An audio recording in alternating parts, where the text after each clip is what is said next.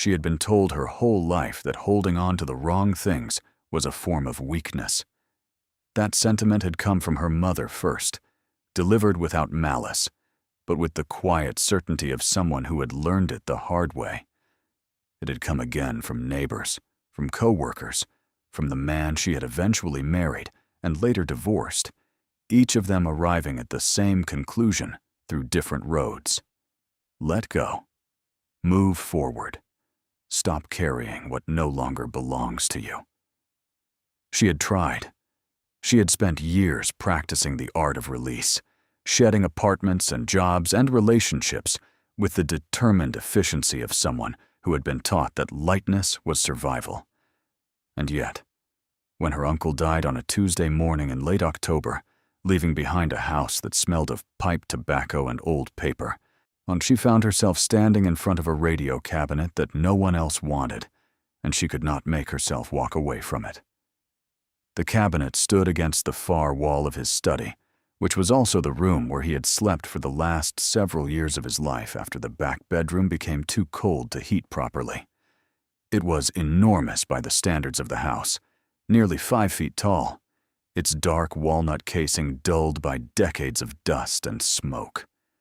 The speaker cloth across its front had faded from what might once have been a warm amber to the flat beige of old newspaper.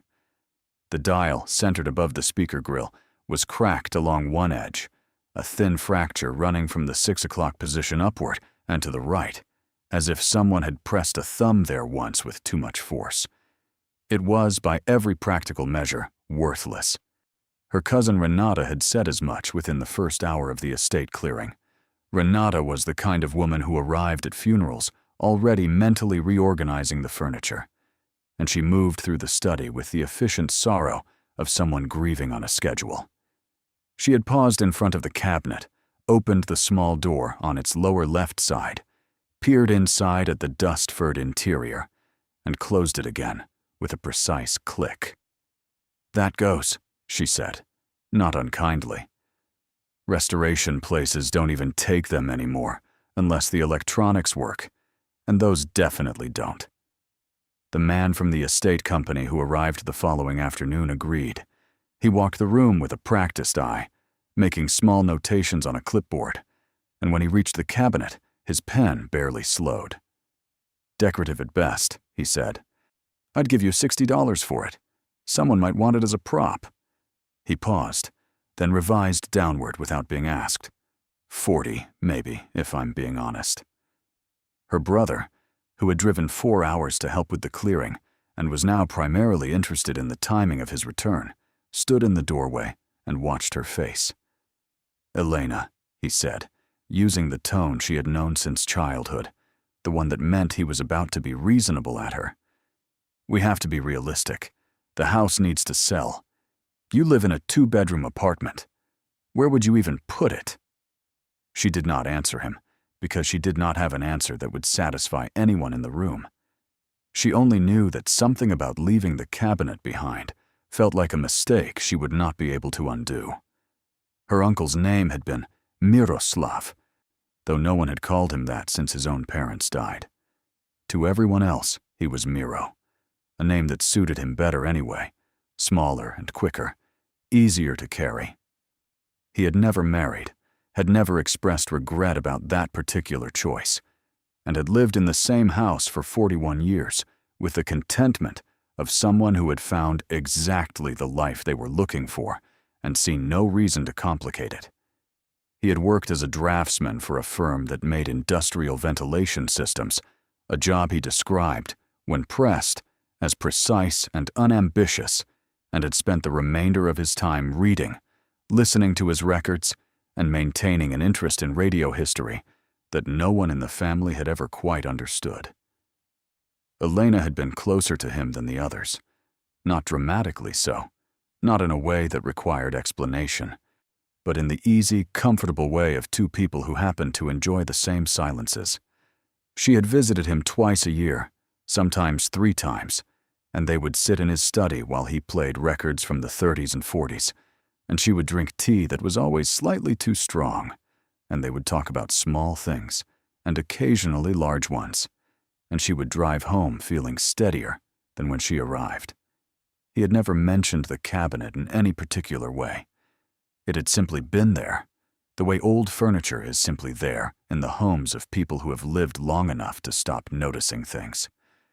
She had sat beside it dozens of times without registering it as anything other than backdrop. Now, standing in the study while the estate man waited and her brother checked his phone, she was noticing it for the first time. She told the estate man she was keeping it. He shrugged with the professional neutrality of someone who had seen stranger decisions. Her brother expressed his concerns for approximately 4 minutes and then accepted the situation with the resignation of someone who understood he did not have a vote. Renata, when informed by text message that evening, responded with a single emoji that communicated a full paragraph of skepticism. The cabinet was delivered to Elena's apartment on a Saturday morning by 2 men who required an extended negotiation with the stairwell before concluding that the only viable path was through the window with a rented pulley system. It arrived in her living room with the gravity of something that had always intended to be there, and settling against the wall beside the window with an authority that her existing furniture immediately deferred to. Her apartment was small, a 2-bedroom on the 3rd floor of a building that was not quite old enough to be charming. She had lived there for 3 years, long enough to have developed a relationship with its particular limitations. The radiator in the hallway clicked unpredictably. The kitchen window faced a brick wall. The rent, which had been manageable when she first signed the lease, had increased twice since then in ways that required monthly recalculations of what could be delayed or reduced. She worked as a transcriptionist for a medical services company, which meant she spent her days converting the spoken words of doctors and specialists into formatted documents that would become part of strangers' permanent records. The work required precision and patience, and paid just enough to keep the calculations from becoming emergencies. She had a daughter named Petra, who was 8 years old, and who accepted the presence of the new cabinet in the living room with the philosophical adaptability of a child accustomed to her mother's unexpected decisions. "It's big," Petra said, standing in front of it on the first evening. "It is," Elena agreed. "Does it work?" "I don't think so."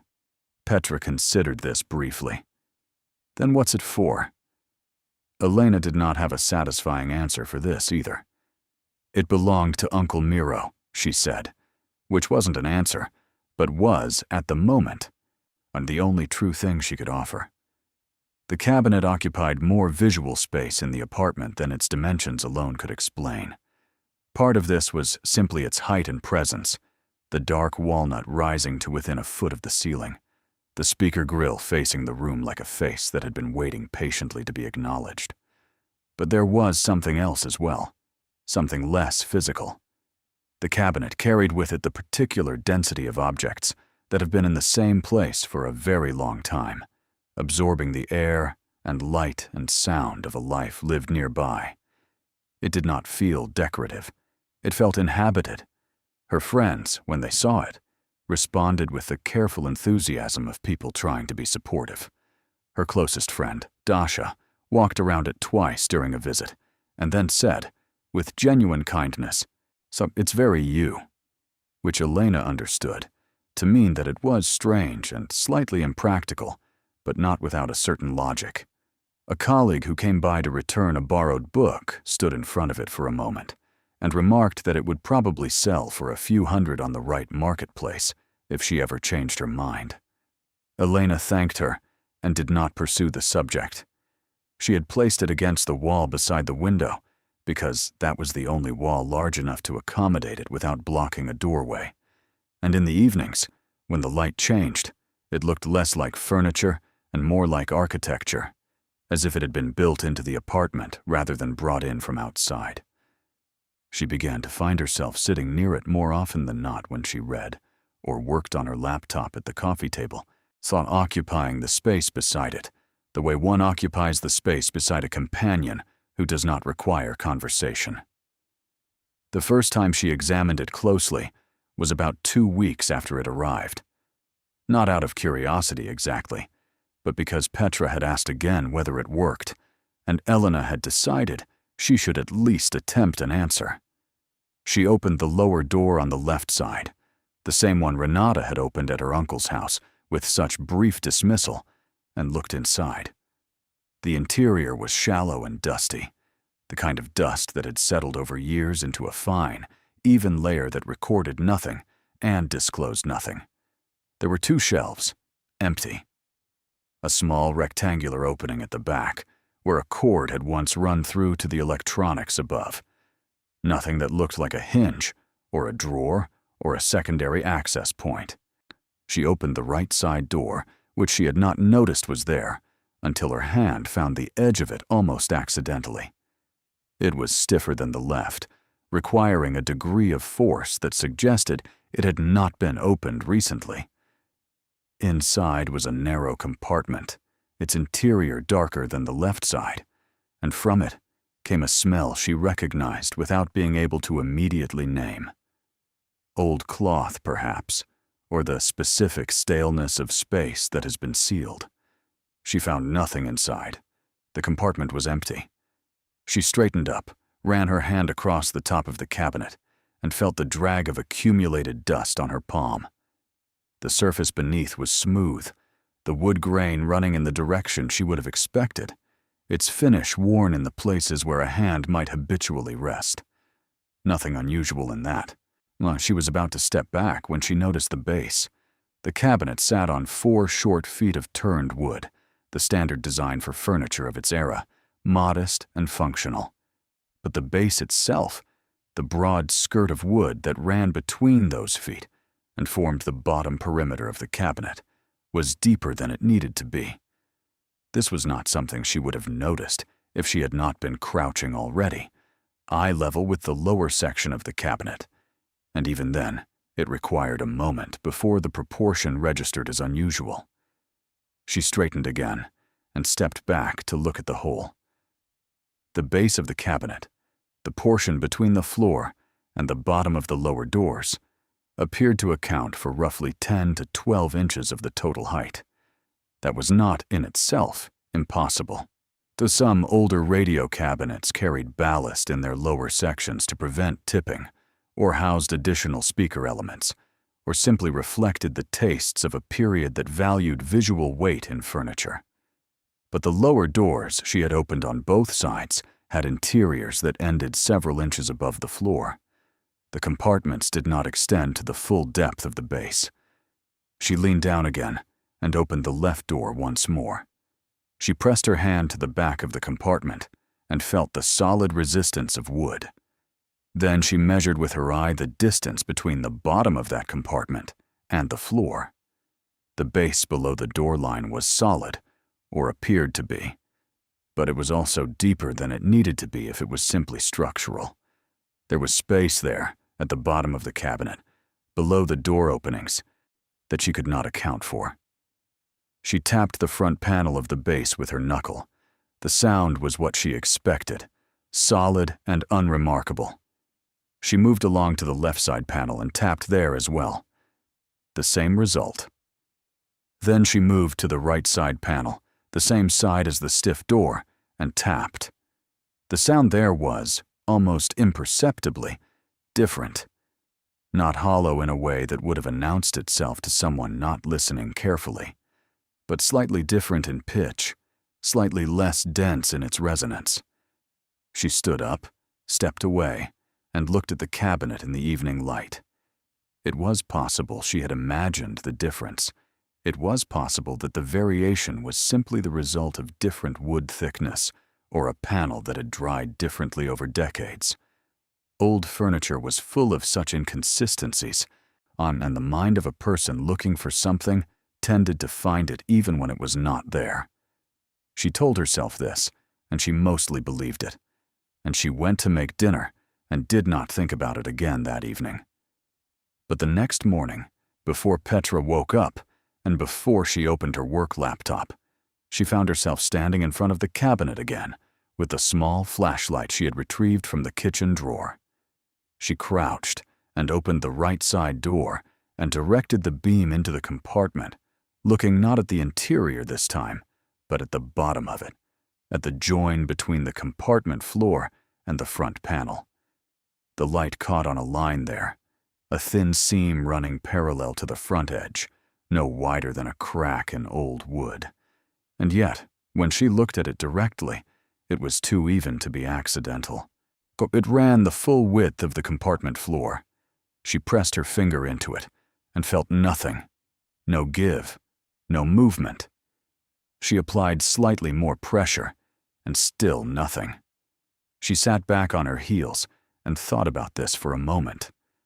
Then she went to her kitchen and found a butter knife, thin enough to fit into the seam, and she returned and pressed its edge gently into the line and applied a careful lateral pressure, not prying exactly, more probing, feeling for the difference between a crack and a joint. For a long moment, nothing happened. Then, with a resistance that gave way suddenly but without drama, the floor of the compartment shifted. Not much, perhaps a centimeter. But it moved. Elena stayed very still. She removed the butter knife and looked at the slight gap that had opened along the seam. The compartment floor had moved, which meant it was not fixed. It was a piece of wood resting in a frame, designed to appear flush and integrated, designed to appear like the bottom of a shallow cabinet. It was, instead, a lid. She pressed her fingers into the gap and lifted carefully, the way one lifts something fragile, and the piece of wood came away in her hands without resistance, smooth and cool and lighter than she expected, as if it had been made deliberately light, so that lifting it would require almost no effort at all. Beneath it was darkness. She directed her flashlight into the opening, and the beam dropped into a space that was deeper than the compartment above it had any right to be. The interior was not visible in its entirety from this angle. She could see the sides of the hidden cavity, and wooden walls that appeared older than the rest of the cabinet's interior, their surfaces rough rather than finished. She could see the beginning of a floor below, perhaps 8 inches down, its surface indeterminate in the partial light. She could not see what, if anything, was inside. Her hand was steady as she held the flashlight. She noticed that. She was not frightened, not precisely. But she was aware of being on the edge of something, of standing at the point in a moment where what comes next will not resemble what came before. The cabinet had been in her apartment for 2 weeks. It had been in her uncle's house for decades before that. And before that, it had come from somewhere else, carried a history that had never been disclosed. She had inherited it because she could not walk away from it. Now she was looking into a space that should not have existed.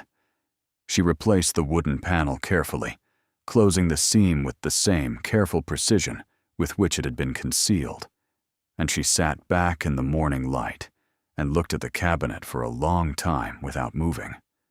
Petra appeared in the doorway of the living room a few minutes later, still in her pajamas, her hair disordered by sleep. She looked at her mother crouching on the floor in front of the old radio cabinet, with a flashlight in her hand, and accepted this tableau with the equanimity of an 8-year-old who had learned to treat her mother's early mornings as a zone of private activity. "Breakfast?" she said. "In a minute," Elena said. She rose and put the flashlight on the coffee table and followed her daughter to the kitchen. And she made oatmeal and poured juice and sat across the table from Petra while the morning completed itself around them.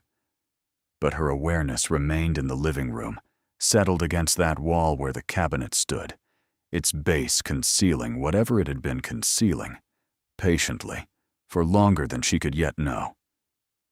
She spent the rest of that day working. Transcription required the kind of focused attention that left little room for parallel thinking, and she was glad of it. Glad to lose herself in the measured cadences of medical language, in the precise obligations of a task that asked only for accuracy and nothing more. She completed her cued assignments by mid-afternoon, sent them through, and closed her laptop. Then she sat on the couch and looked at the cabinet. She had not told anyone about the seam, about the hidden floor, about the darkness below it. The idea of telling someone felt premature in a way she could not quite articulate. It was not that she feared being wrong, though she considered that possibility carefully. She had pressed the compartment floor, and it had moved. That was not imagined, but the space beneath it could still be nothing. Old furniture was sometimes constructed with internal framing that created apparent voids without containing anything. The cavity might hold only air and old wood and the compressed silence of many decades. She considered this, turned it over, and then acknowledged that she did not entirely believe it. Her uncle had been a precise man. She thought of his study, the way his books were organized not by subject or by title, but by some internal logic that only became apparent if you spent time with the collection. She thought of the way he handled his records, lifting each one from its sleeve with both hands, never by the edge alone, never casually. She thought of the drafting work she had occasionally seen him bring home, the fine mechanical lines of his pencil, the patience evident in every measured mark. A man like that did not possess furniture with accidental secrets. She went to the cabinet in the early evening, after Petra had been given dinner, and settled with a book, and she opened the right side door again, and removed the panel again, and directed her flashlight into the cavity again.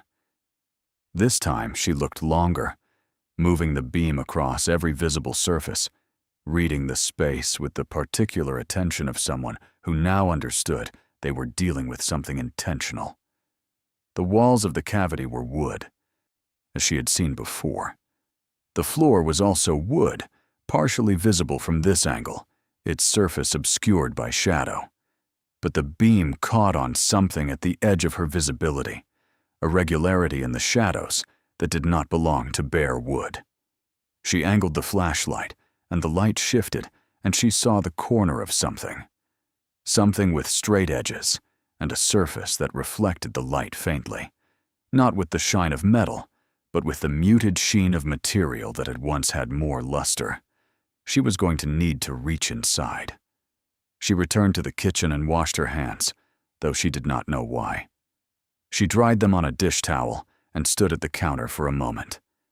Then she returned to the living room, crouched in front of the cabinet, removed the panel, and reached into the cavity with her right hand, palm upward, the fingers extended, moving slowly toward the corner where she had seen the straight edges. Her fingers touched something solid before she expected to. A surface, smooth and slightly cool, with the resistance of mass rather than fragility. She curled her fingers around it, felt that it was flat and rectangular, and drew it toward the opening, tilting it as needed to clear the edges of the cavity. It emerged into the light of the living room, and she held it in both hands and looked at it. It was a folder, stiff-backed, the kind used for documents, its cover a dark green that had faded toward gray at the edges. It was sealed along the top edge by a length of brown tape that had dried and cracked with age. The surface of the folder was smooth, free of markings, except for a small label affixed to the lower right corner, on which something had been typed, the ink faded, but legible. 2 words and a date. She read them and felt the particular stillness that accompanies a discovery you are not yet ready to understand. The words were her uncle's name, Miroslav Kovar, and the date beneath it was a year she recognized, though she could not immediately say why. She sat cross-legged on the floor in front of the open cabinet, the folder in her lap, and allowed herself to sit with the weight of it for a moment before going further. The tape had dried enough that it separated from the folder cover with only slight pressure, leaving a faint residue, but not tearing the material beneath. She lifted the cover. Inside were papers. Not many, perhaps 15 to 20 sheets of varying sizes, some typed, some handwritten, and their edges aligned with the care of someone who wanted them to be found in order. The topmost sheet was a typed letter, its language formal, its origin marked by a letterhead she did not immediately recognize. She read the first paragraph and stopped. She read it again. Then she set the folder carefully on the coffee table with the same deliberateness she would use to set down something she was afraid of dropping, and she sat on the couch and looked at the ceiling for a long time. From the other room, she could hear Petra turning the pages of her book. Outside the window, the street was settling into the particular quiet of a weekday evening, the last of the commuter noise fading, the neighborhood arriving at its nighttime rhythm. The lamp on the side table cast a warm circle of light that reached almost to the cabinet, but not quite. The cabinet stood where it had always stood since the day she brought it home, its speaker grill facing the room, its dial with its hairline fracture, its dark walnut surface absorbing the light. She had not yet read all of what the folder contained. She had read enough to know that whatever came next would require more than an evening to comprehend. She had read enough to understand that her uncle had not simply been a quiet man with an interest in radio history. He had been a man who kept things, carefully, deliberately, behind a false floor in a cabinet that everyone else had wanted to discard. And she had been the one who kept it. She reached for the folder again, and she began at the beginning, and she read. The first letter was from a firm whose name she did not recognize, written in the formal language of professional intermediaries, the kind of language designed to convey information while disclosing as little sentiment as possible. It referred to a property she had never heard of, used terminology she did not entirely understand, and bore her uncle's name in the salutation with a formality that suggested a relationship of long standing rather than casual correspondence. Its date was 11 years prior.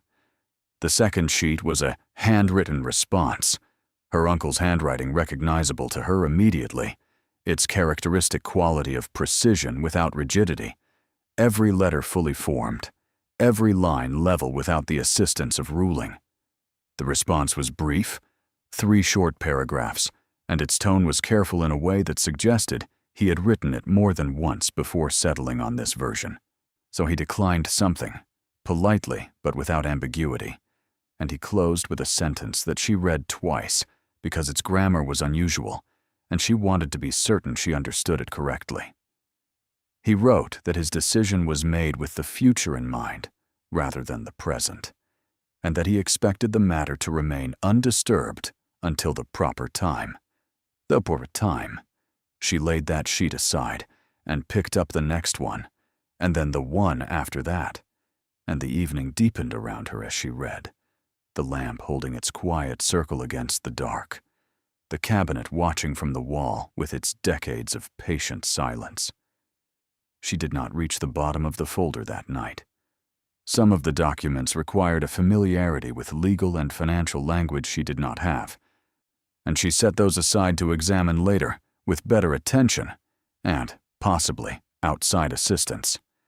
But she read enough to understand the shape of what she was holding, enough to understand that the folder had not been placed in the cabinet by accident or oversight. It had been placed there as a message, addressed to no one by name but intended, she was increasingly certain, for whoever would eventually care enough to look. She thought of her cousin Renata opening the lower door and closing it again in seconds. She thought of the estate man with his clipboard and his estimate of $40. She thought of her brother in the doorway, being reasonable at her with the best of intentions. She thought of herself, closed the folder and placed her hands, closed the folder and placed her hands flat on its surface and stayed that way for a moment, feeling its solidity, its weight, the reality of the papers inside it. Tomorrow, she would begin to understand what she had found. Tonight, she would only sit with the fact of it, with the knowledge that the cabinet her uncle had kept for 40 years, and that everyone else had dismissed without a second glance, had been waiting in its way for exactly this. She turned off the lamp and went to bed, but she lay awake for a long time, listening to the sounds of the apartment around her, the radiator in the hall, the street below, the deep quiet of the building at rest. The living room was dark. The cabinet was a shape in the darkness, and inside it, below the floor that was not a floor, the cavity held whatever else it had not yet given up. She had reached in once, she would reach in again. But not tonight. Tonight she needed to let what she already knew settle into her before she added more to it. There was a discipline to discovery she was beginning to understand, a way of receiving it that neither rushed nor resisted. Her uncle had been a patient man. He had waited 40 years. She could wait until morning. She closed her eyes, and for a while at least, sleep came. The morning arrived gray and mild, the kind of autumn weather that made no demands, that settled over the city like a waiting room. Elena rose before Petra, made coffee, ate and carried a cup to the living room where she sat on the couch and looked at the cabinet in the early light. In the daylight, it was simply an old piece of furniture again. Its proportions were what they were, its walnut surface dull, its speaker cloth discolored. There was nothing in its appearance that would have told anyone who looked at it that it contained anything of significance. That, she was beginning to understand, was precisely the point. She opened the folder on the coffee table and returned to the documents she had set aside the night before, the ones that required more careful attention.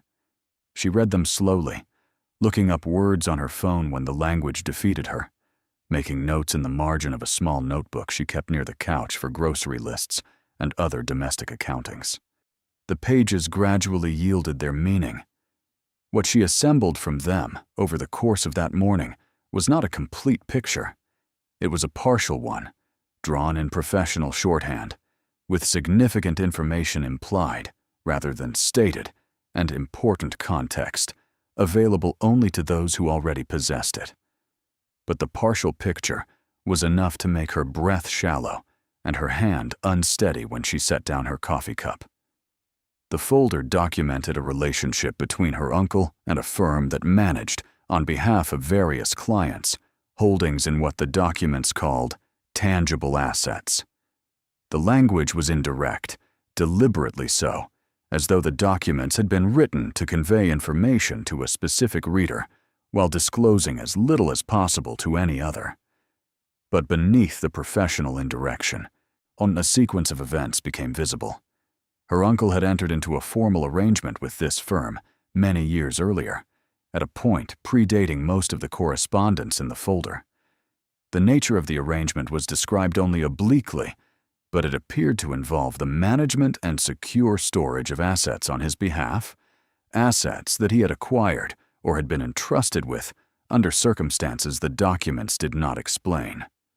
The firm had communicated with him periodically, the letters formal and infrequent, and he had responded in the same measured tone, declining various offers and recommendations, maintaining a position of deliberate stillness. The letter she had read first, the one from 11 years prior, had been a request. Not the first, the language suggested, but one in a series.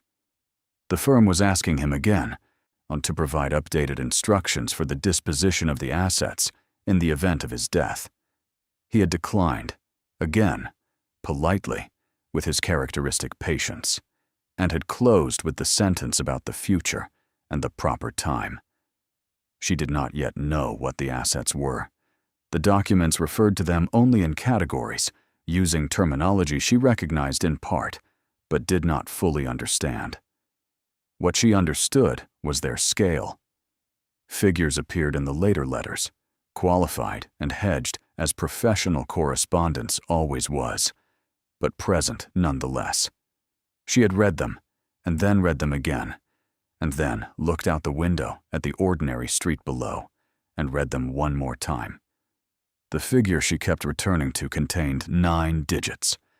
She was sitting with this, sitting very still on her couch in her small apartment on the 3rd floor, while the coffee cooled and the morning light moved across the wall, when her phone rang.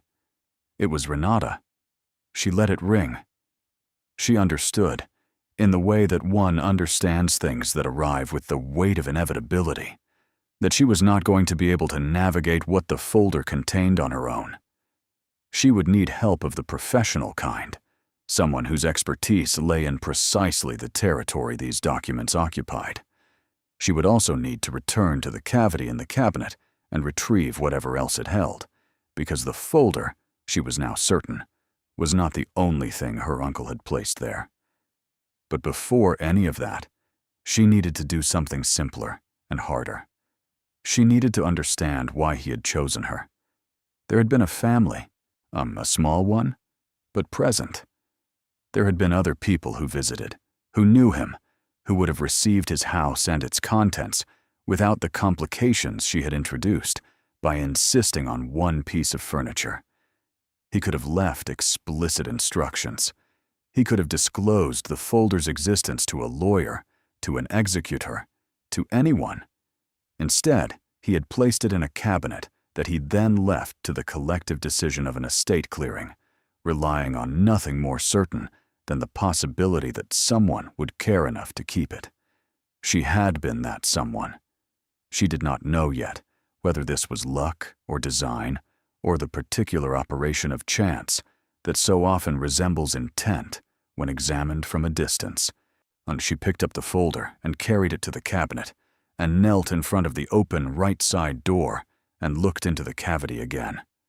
In the morning light, angling the flashlight more carefully than she had the night before, she could see what she had not fully registered earlier. The cavity was not empty. The folder had been the topmost layer, positioned so as to be the first thing retrieved. Beneath where it had rested, still inside the cavity, she could now see the edge of something larger. Something considerably larger. She reached in again, and her fingers found the surface of what was there, and she understood immediately that it was not paper. It had weight and density that paper did not have. It was wrapped in something, cloth perhaps, or a protective material of some kind, its surface yielding slightly to pressure in the way that suggests careful packaging rather than solid mass. And yet the mass was undeniable. She could not lift it from this angle. The cavity's opening was large enough for her arm, but not large enough to accommodate the retrieval of something this size at the angle required. She would need to remove the panel from the side of the cabinet, or access the cavity from a different point of entry, or find some other means of extracting what was inside. She sat back and looked at the cabinet's right side panel. Then she looked at the base. Then she stood and walked around the cabinet and crouched beside it and looked at the back. And what she saw there made her stop. Along the rear of the base, running horizontally across the full width of the cabinet, was a seam, not the same as the one inside the compartment. This one was visible from the outside, but it was so well integrated into the design of the cabinet's back panel, so consistent with the decorative joinery of the period, that it would have been invisible to anyone not looking for it. It was a door. She pressed her palm flat against the panel, the way she had pressed her palm against the compartment floor the morning before, and applied the same careful lateral pressure, and this time there was no resistance at all. The panel swung outward on hinges that moved with a smoothness that was not the smoothness of age and disuse, but the smoothness of something that had been maintained, oiled, kept in working order by someone who intended for it to be opened. The base of the cabinet opened like a door, and inside it, in the space revealed, kept. What he had hidden, what he had kept, what he had hidden, what he had waited decades to pass on to someone who cared enough not to let the cabinet go. And she felt the particular quality of silence that accompanies the moment when the life you thought you were living reveals itself to be a preparation for something else entirely. She reached inside. The first thing she understood was the weight. She had expected, on some level, that whatever was inside the base of the cabinet would be light in the way that paper is light, or hollow in the way that wooden boxes are often hollow. She had prepared herself, without knowing she was doing so, for something manageable, for something that could be lifted with one hand and carried to the coffee table and examined in the ordinary manner of ordinary discoveries. What she found was not manageable, and it was not light. There were packages. That was the word her mind produced, reaching for something neutral. Packages. Rectangular forms, each one wrapped in a material she identified, after a moment, as heavy waxed cloth, dark brown, its surface stiff with age, bound with twine that had been tied with the kind of knots she associated with people who had learned to tie things securely because the consequences of coming undone were serious. They were uniform in their dimensions, each one roughly the size of a hardcover book, and they were stacked in 2 columns inside the base of the cabinet, 4 in each column, with a precision that spoke of deliberate arrangement rather than casual storage. 8 packages. She lifted the nearest one, bringing it toward her slowly, feeling the weight distribute across both hands as it cleared the opening. She set it on the floor in front of her and looked at it for a moment. The waxed cloth was intact, undamaged by time or moisture or the compression of being stored in a sealed space. Whoever had wrapped these had known what they were doing. She untied the twine of the first package with careful fingers, working the knot slowly, preserving the twine rather than cutting it, the way one preserves the wrapping of something given as a gift. The cloth unfolded in layers, one, then another, and inside the final layer, she found what was there. Gold. Not jewelry, not decorative objects, not the Baroque constructions of inherited wealth. These were bars, simple and rectangular, and dense, their surfaces marked with stamps she could not immediately read in the morning light, but whose meaning was unambiguous. She lifted one from the cloth and felt its weight shift in a way that bore no resemblance to anything else she had held in her hands. It was, she would later understand, approximately 1 kilogram. In that moment, she only understood that it was real, and that it was gold, and that there were more of them. She sat on the floor of her living room with a bar of gold in her hands, and she did not move for a very long time. The morning continued around her.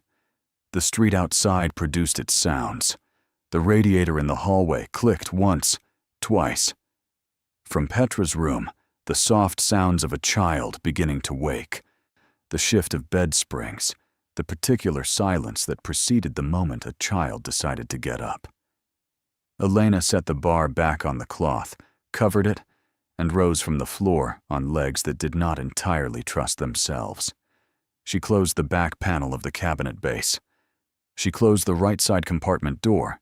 She stood in front of the cabinet with her hands at her sides, and she breathed. Then she went to make her daughter's breakfast. She was not, she told herself, pretending it had not happened. She was simply establishing the order in which things needed to occur. Petra needed breakfast. Elena needed to think.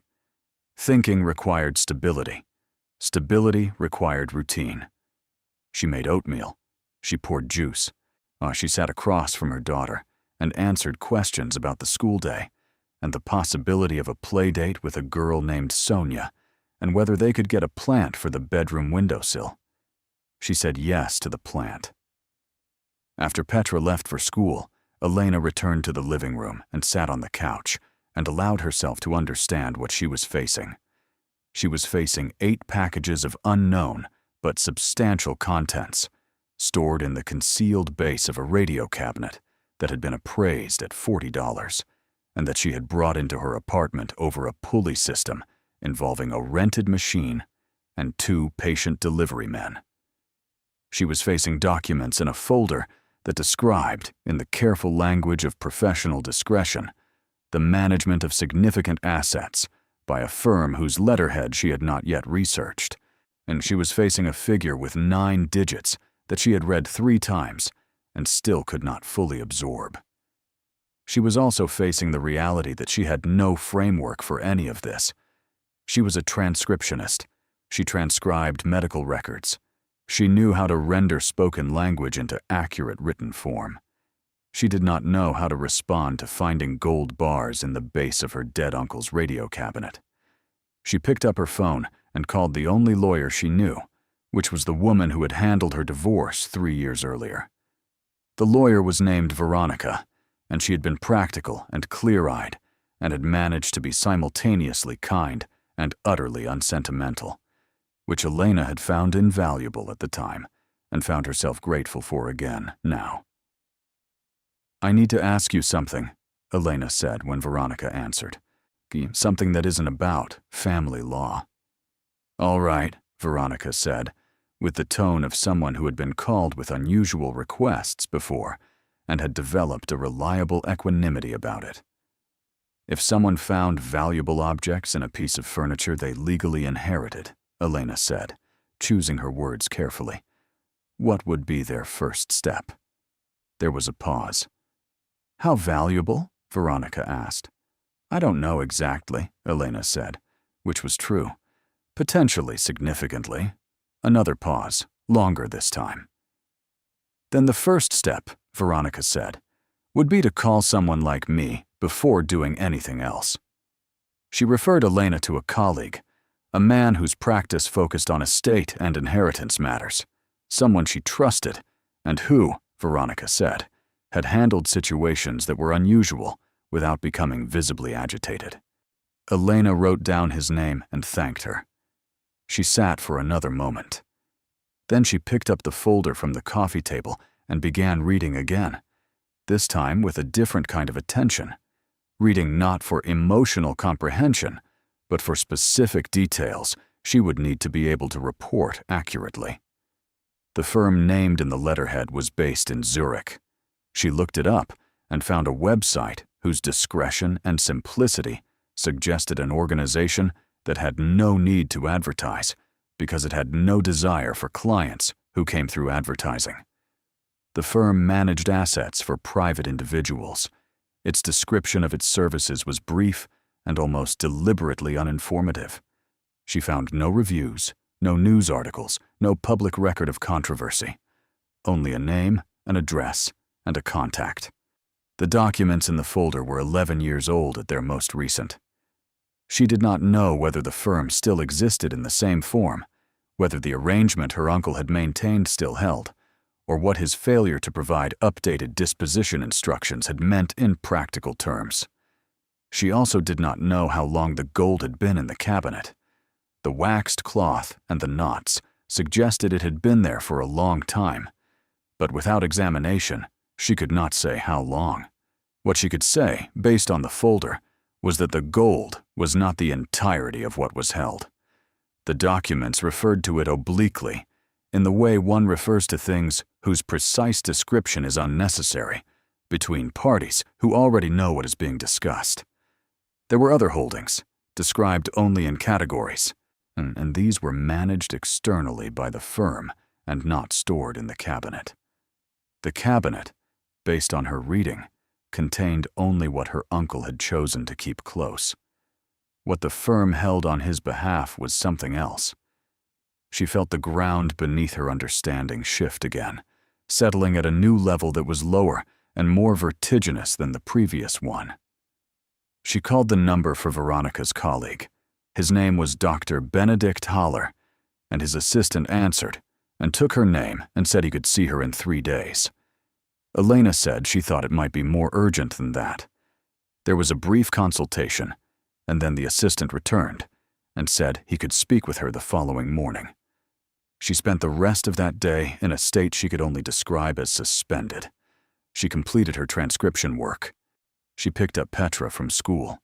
She made dinner and gave Petra her bath and read 2 chapters of the book they had been working through together, a story about a family of mice who lived in the walls of a library and spent their evenings reading whatever pages they could reach. The irony of this was not lost on her. She kissed her daughter goodnight and turned off the lamp and sat in the quiet hallway for a moment before going back to the living room. The cabinet was there. It was always there. She did not open it again that evening. Instead, she sat on the couch with the folder and read through everything once more, this time making more detailed notes, recording names and dates and figures in her small notebook with the same precision she brought to her transcription work. The discipline of it helped her. It converted the impossible into the specific, the overwhelming into the innumerable, and the innumerable, she had learned, was always manageable if approached one item at a time.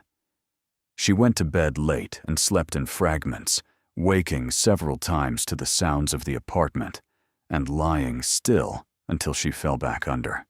In the morning, she was at Dr. Haller's office by 9 o'clock, the folder in her bag and her notes in her notebook, and her hands, she was pleased to discover, entirely steady. Dr. Haller was a small man in his late 50s, with the patient, unreadable quality of someone who had learned not to express surprise as a professional discipline. He listened to her account without interrupting, then asked to see the folder, and read through it with the careful attention of someone who understood exactly what he was looking at and was taking time to be certain before responding. He set the folder down and folded his hands on his desk. "Your uncle was a careful man," he said. "He was," Elena said. "He was also operating within a framework that was entirely legal," Dr. Haller continued, "though structured in a way designed to maintain privacy. The firm in Zurich is legitimate. I recognize the category of service they provide. Your uncle established a private holding arrangement, and based on what this correspondence indicates, he maintained it for a considerable period without drawing on it." Elena asked what that meant for her. "It means," he said, "that the arrangement's terms are now determined by his estate and by the laws governing inheritance in this jurisdiction, as well as any applicable international agreements. It will require verification. It will require contact with the firm. And it will require an accurate assessment of everything you have found, including the physical objects in the cabinet." He asked her to describe the contents of the base panel in detail. She did, her account methodical and precise. He listened without visible reaction, which she found, all things considered, reassuring. When she had finished, he said that the first formal step would be a proper assessment, conducted by a certified professional whose expertise lay in exactly this category of asset. "I will arrange it," he said. "I will also begin the process of reaching out to the firm to establish current status. Do not discuss this with anyone until we have a clearer picture. Not family, not friends. The situation requires discretion, not because there is anything irregular about it, but because premature disclosure creates complications that are difficult to undo." She thanked him. She picked up her bag and her folder, and she rode the elevator down to the street and walked home in the cool autumn air, and she felt, for the first time since she had pressed the compartment floor and watched it move, something that was not quite calm, but was adjacent to it. The particular quality of steadiness that comes when a situation that has been shapeless begins to acquire edges. She did not call Renata. She did not call her brother. She did not mention anything to Dasha, who texted that afternoon asking about dinner plans for the following weekend. She called Dr. Haller's office the next morning to confirm the assessment appointment he had arranged, and she was told it would take place in 4 days, at her apartment, conducted by a woman named Ms. Farkas, who was a certified assessor with particular expertise in historical metals and numismatic collections. 4 days. She spent them in the ordinary operations of her life, working, cooking, helping Petra with schoolwork, buying groceries, doing laundry. The cabinet stood in the living room, and she walked past it a dozen times a day and did not open it. She had returned the packages to their positions inside the base and closed the panel and closed the compartment door and left it as she had found it, or close enough.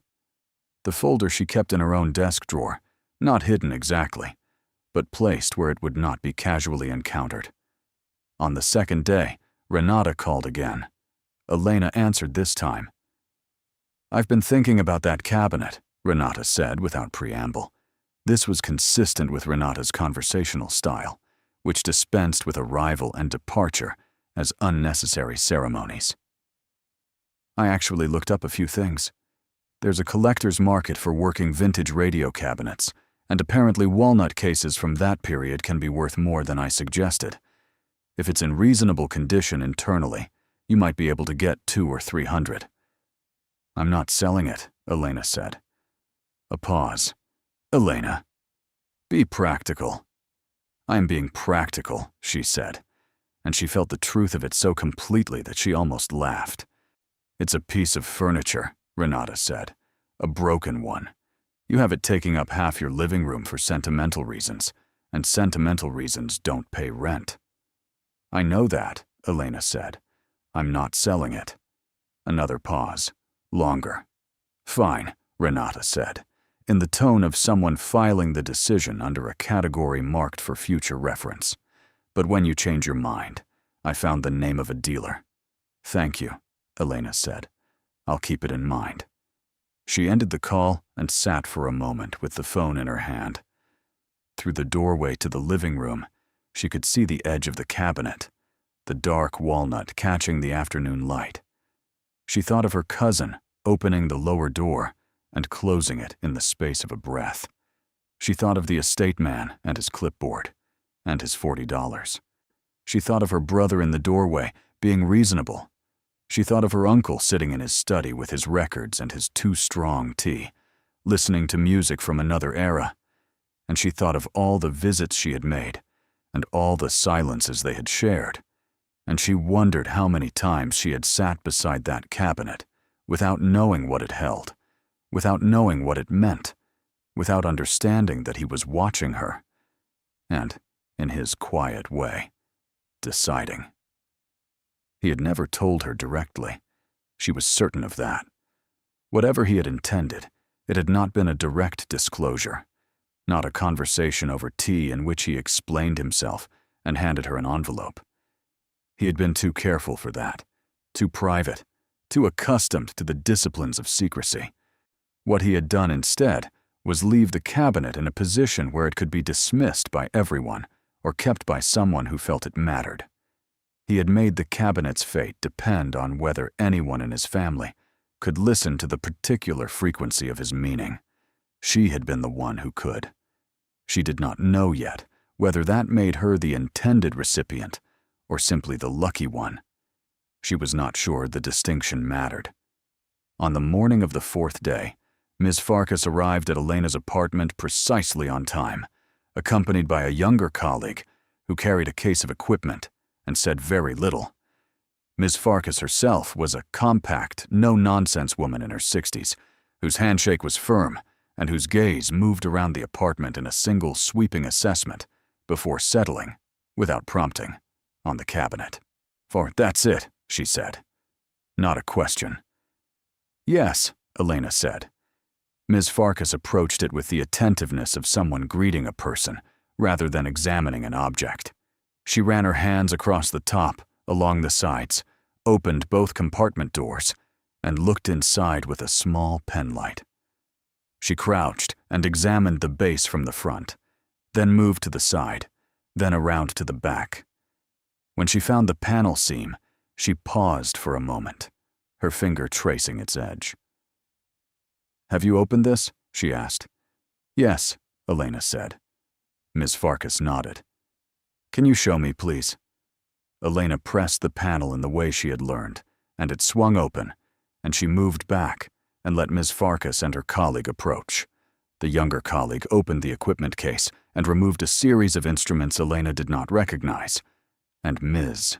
Farkas crouched in front of the opening and looked inside for a long moment, before reaching in and drawing out the nearest package with both hands. She unwrapped it without ceremony, the efficient movements of someone who had done this many times, and looked at what was inside with a professional stillness that told Elena nothing about what she was thinking.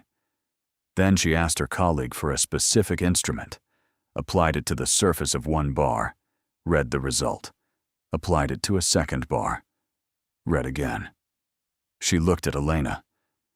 "Where did your uncle acquire these?" she asked. I don't know, Elena said honestly. The documents I have describe a long-standing arrangement, but they don't detail the origin. Ms. Farkas accepted this without comment and returned to her examination. She worked through all 8 packages with methodical patience, recording data in a notebook her colleague held for her at angles that kept the contents oriented toward her writing hand. She examined each bar individually, applying her instruments, making her notations, returning each one to its wrapping with the same precision as her unpacking. Then she stood and looked at the cabinet as a whole. The cabinet itself, she said, is a Telefunken model from approximately 1938 to 1940. The walnut casing is original. The modifications to the base are not original. They were made later, with skill. Whoever altered this knew what they were doing. The base compartment is concealed well enough that a general inspection would not detect it, and the interior is dry and stable. Whatever was stored here has been preserved correctly. She paused. The bars are consistent in their characteristics with Swiss production of a specific period. The markings indicate refinement to a purity of 99.9%. I will need to complete my analysis before providing a formal figure, but I can tell you that what you have here is not decorative gold, not alloyed secondary material. These are investment-grade bars, produced by a certified facility, stored with the intention of long-term preservation. She looked at Elena steadily. They have been here for a very long time. Elena asked how long. Based on the oxidation pattern of the wrapping material and the condition of the twine, I would estimate 40 to 50 years at minimum, possibly longer. The bars themselves show none of the handling wear that would indicate they were moved regularly. They were placed here and left. 40 to 50 years. The calculation came to Elena without effort. 40 to 50 years ago, she had been a small child, Petra's age. Her uncle had been a young man, recently established in his profession, beginning the long, quiet decades of his adult life. He had placed these packages in the base of this cabinet when he was young, and he had left them there, and he had waited. He had spent 40 years waiting for someone to open the door. The assessment took most of the morning. Ms. Farkas and her colleague documented the cabinet's construction, the concealment mechanism, the condition of the interiors, the precise characteristics of each bar. They photographed everything, including the seam, the hinge mechanism, the interior of the compartments, of the arrangement of the packages before and after unwrapping. They were thorough in a way that felt, to Elena, like a form of respect. When they were finished, Ms. Farkas sat at the coffee table across from Elena and explained what would happen next. The formal assessment report would take approximately 1 week to produce. It would include the current market valuation, based on current spot prices, and the condition and provenance characteristics of the specific bars. It would also include her observations about the cabinet as a historical object, which might have its own value as an artifact, depending on how it was ultimately treated. She did not volunteer a figure. Elena did not ask for one yet. She understood that asking before the formal process was complete would be the wrong kind of impatience. What she did ask was whether there were any legal concerns with what she had found. Ms. Farkas referred her back to Dr. Haller for that question, which was outside the scope of her expertise, but noted that the bars bore no markings associated with institutions that would create claims of ownership, and that the documentation in the folder appeared to describe a private arrangement rather than any kind of institutional custodianship. She was not a lawyer, but she had encountered similar situations and had not, in her experience, seen them result in the kind of legal complexity that people feared most. After they left, Elena sat in the quiet of her apartment with the coffee table between her and the cabinet and the living room around her, and the sounds of the building and the street and the ordinary afternoon. She sat without moving for a long time. Then she got up and went to make herself tea, And she thought about her uncle while the water heated. And she thought about the things he had never said to her, and the things she had never thought to ask. And she felt, in that ordinary kitchen with its ordinary smells, the profound peculiarity of being the person at the center of a story that had been assembled over decades by someone else's patience. He had known, she thought, that she could not keep a secret if she did not know she was keeping one. He had known that the best concealment was one that required no effort from the concealer. He had left the cabinet in a position where its fate was uncertain, where the family's collective indifference might consign it to a dealer's warehouse or a stranger's living room. And he had trusted that if it reached the right person would look closely enough. She had always been the one who looked closely. He had known that too. She carried her tea to the living room and sat beside the cabinet, close enough to rest her hand on its base if she chose to. She did not choose to. She sat with it the way she had sat beside him in his study, and she let the silence be what it was, and she thought about what came next. What came next, she was beginning to understand, was not simple. It was not a matter of discovering value and converting it into ease. The documents in the folder described holdings that extended well beyond 8 packages of gold, and those holdings were managed externally, held in another country, governed by arrangements she did not yet fully comprehend. The process of establishing her legal status as heir to those arrangements, of making contact with the firm, and navigating whatever verification and documentation they required, of understanding what the estate laws of 2 countries would impose upon the process, was a long one. Months, Dr. Haller had suggested. Possibly longer. She thought of the rent increase coming in January. She thought of Petra's school fees for the coming year, which she had been planning to cover by reducing her food budget and canceling the streaming subscription and hoping nothing unexpected required money before spring. She thought of the way she checked her account balance before every grocery trip, the quiet arithmetic of a life conducted at the edge of its means. 8 packages of gold bars were not going to solve these things tomorrow, possibly not even next month. The process had its own pace, and that pace was not hers to set. But for the first time in years, the future contained something other than the slow certainty of continuing exactly as she was. She heard the sound of children on the street below, the afternoon dismissal from the primary school 2 blocks away, the particular quality of released energy that marked the end of a school day. Petra would be among them, walking the familiar route with the familiar stop at the corner kiosk, where she was allowed to choose one small thing on Fridays. Today was Friday. Elena had forgotten. She went downstairs to meet her. Petra was coming up the front steps as Elena came out the door, a small packet of gummy bears in one hand, and her backpack listing to the left, with whatever dense accumulation of children's things had found its way inside during the week. She looked up at her mother with the particular expression she wore when she was deciding whether to report something or wait to see if it was asked about. "Good day," Elena said. "Medium," Petra said, which was her most common assessment and the one Elena trusted most for its accuracy.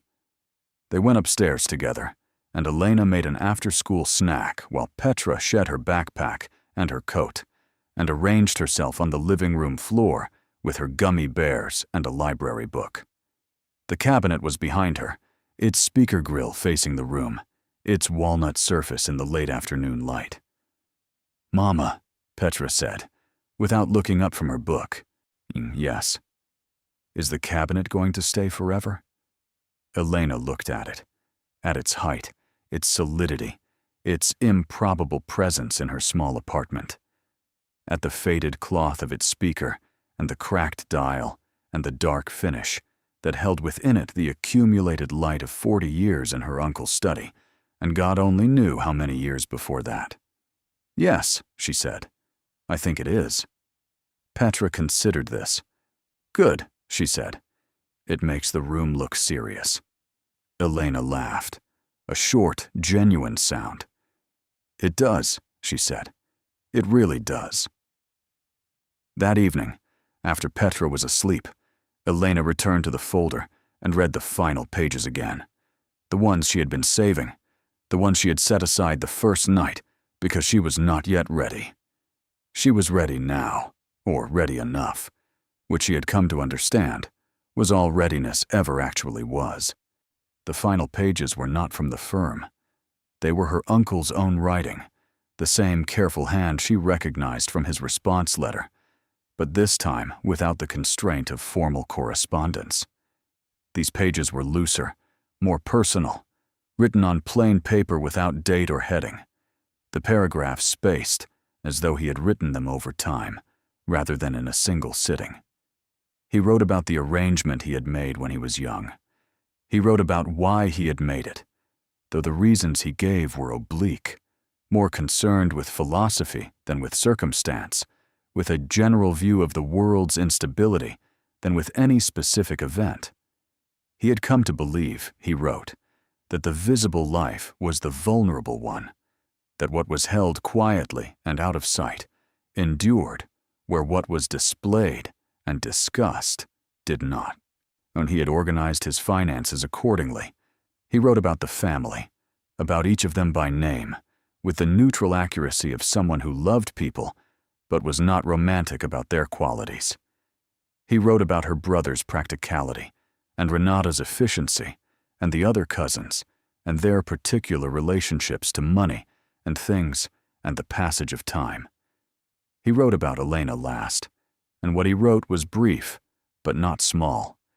He wrote that she was the one who noticed things other people decided weren't worth noticing, that she had always been that. He wrote that he had no certainty she would keep the cabinet, only a belief that if she did, she would eventually look closely enough to find what he had left. He wrote that if she was reading this, then she had. He wrote that the arrangements with the firm were documented, and that a lawyer could navigate them, and that whatever the process required, it was manageable because he had made it manageable, had spent years ensuring that whoever came after him would not face a tangle, but a path. A long path, yes, but a clear one. And then he wrote something she had to read several times, not because the language was difficult, but because its weight kept expanding. He wrote that he had not been able to give her easier years while he was alive without disclosing what he had built, and that disclosing it while he was alive had felt wrong to him, too visible, too subject to the pressures of other people's needs and opinions. He had not trusted that what he had made would reach her intact if he handed it to her directly, and he had trusted that it would reach her if he left it where only she would keep it. He apologized for the difficulty of that, not elaborately, not at length, simply and directly, with the same precision he brought to everything. He wrote that he hoped the cabinet looked good in her living room.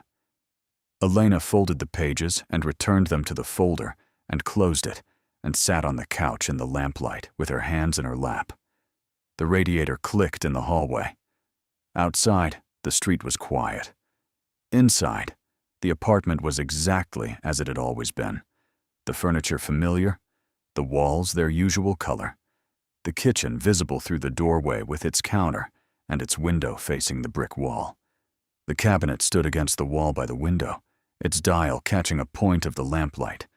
The thin fracture in its face, a line she had stopped seeing as damage, and now saw simply as part of its character.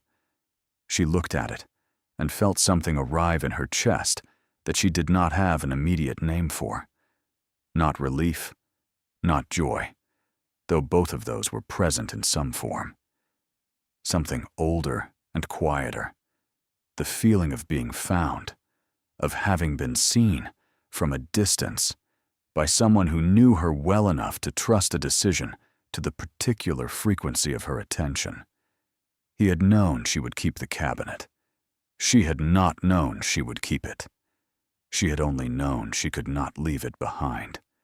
That, she understood now, was the whole of it. That was what he had seen in her that he could not find in anyone else. Not cleverness, not ambition, not the instinct for opportunity. on only this, that she was someone who could not walk away from something that mattered without knowing why it mattered, and that this quality, which the world had never exactly rewarded, had been enough. She turned off the lamp and sat in the dark for a moment, the cabinet a shape in the room, the sounds of the apartment around her. 1 week later, Ms. Farkas's formal report arrived by electronic delivery to Dr. Haller's office, and Dr. Haller called Elena that afternoon and asked her to come in. She went the following morning. She sat across his desk the way she had sat the first time, with her hand steady and her attention complete. He slid a copy of the report across the desk to her.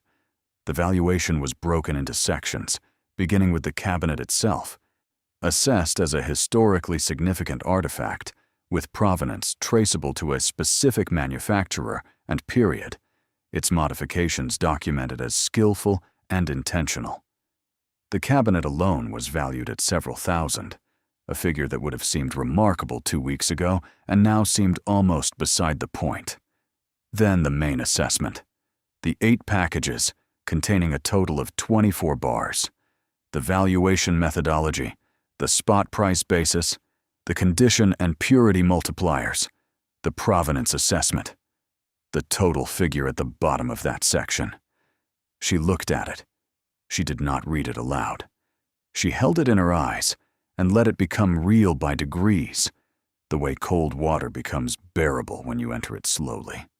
$4,380,000 at current rates.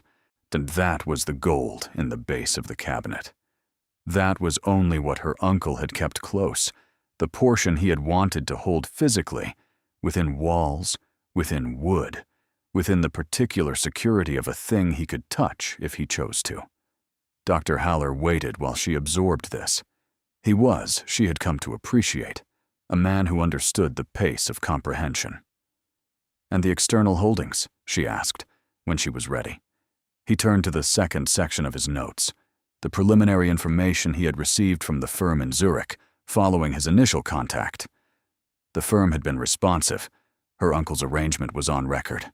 His death had been anticipated in the structure of the arrangement's terms, though no specific heir had been named, a gap that had created a holding status, while assets preserved pending legal determination of succession. The firm had been awaiting exactly this kind of contact. The external holdings, he said, were documented in categories. Physical metals, managed in secure storage facilities. A collection of rare stamps and philatelic materials, assembled over many years and catalogued in detail. A portfolio of historical bonds, their current value subject to verification. And other holdings whose full assessment would require specialist valuation in each category. He set down his notes. "The preliminary figure the firm has provided," he said, "represents their current estimated aggregate. This figure will change as individual categories are formally assessed. It may increase. Based on the information I have received, it is unlikely to decrease significantly." He paused. "The preliminary figure is $230 million. Elena looked at the window behind his desk. The glass held a thin film of the morning condensation, and through it, the street below was a soft blur of movement, people going about their days, the city functioning with its usual indifference to any particular person's circumstances. $230 million. $230 million was an amount of money so far removed from the arithmetic of her daily life that her mind could not initially find anything to attach it to. It was not 20 times what she had. It was not 100 times. It existed in a category she had never had occasion to imagine occupying. She thought of the rent increase in January. She thought of Petra's school fees. She thought of the streaming subscription she had been planning to cancel. She thought of her uncle in his study, surrounded by records and books, and the quiet satisfaction of a life organized exactly as he had intended, sitting beside a cabinet that held everything he had built and everything he intended to leave behind, drinking tea that was always too strong, listening to music from another era. She thought of all the times she had sat beside him in that room, and she thought that she had known, somewhere beneath the surface of knowing, that he was someone whose stillness was not emptiness, whose quiet was not absence, whose ordinary life was organized around a depth she had never been given the exact coordinates for. She had only known that being near him steadied her. It occurred to her that she was crying. Not dramatically, not with any particular event as trigger, but in the way that things sometimes release themselves when they had been held for long enough, quietly, without announcement. She reached for the tissue box on his desk, and Dr. Haller said nothing and looked at his notes with the professional discretion of a man who had learned that some silences were structural. "What happens now?" she said, when she was ready. He told her. The process was long, as he had warned, and each phase had its requirements, its documentation, its waiting.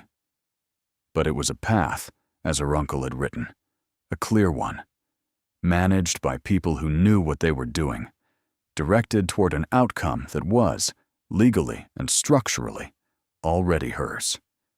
She was the one who had kept the cabinet. She was the one who had looked closely enough to find what was inside. She was armed for any of it. She had only refused to for any of it. She had only refused to walk away. She thanked Dr. Haller, shook his hand, and rode the elevator back down to the street. She stood on the pavement for a moment, the city around her exactly as it had been every other morning of her life, the traffic and the people, and the particular smell of an autumn city that was neither warm nor cold, but suspended between. She took one breath, and then another, and then she put her bag over her shoulder, and she began to walk home. The cabinet was there when she arrived, as it was always there, as it had always been there, as it would continue to be there for every morning that followed this one. She put her keys on the hook and her bag on the chair, and she stood in front of the cabinet, and she looked at it for a long time. Then she pressed her palm flat against the side panel, the stiff side, the side with the right side door, and she held it there for a moment, and she said nothing, and she waited. And the apartment was quiet around her, in the way that apartments are quiet when they are occupied only by someone standing still. She had not told Renata. She had not told her brother. She had not told Dasha or her colleague with the name of the dealer or anyone in the extended family who had watched the estate clearing with the practical eyes of people cataloging what was worth keeping and what was not. She would have to tell them eventually. The process would require disclosures, and disclosures, once made, are moved on their own through the networks of family and community with a speed that bore no relationship to the pace at which they were offered. But that was later. That was the next part. For now, in the quiet of her apartment, with the cabinet against the wall and the morning outside the window and her daughter at school 2 blocks away, with her medium days and her library books and her questions about plants for the windowsill, Elena stood and breathed and allowed herself to occupy the fact of what had happened, what she had found, what her uncle had left her. The dial of the cabinet caught the light.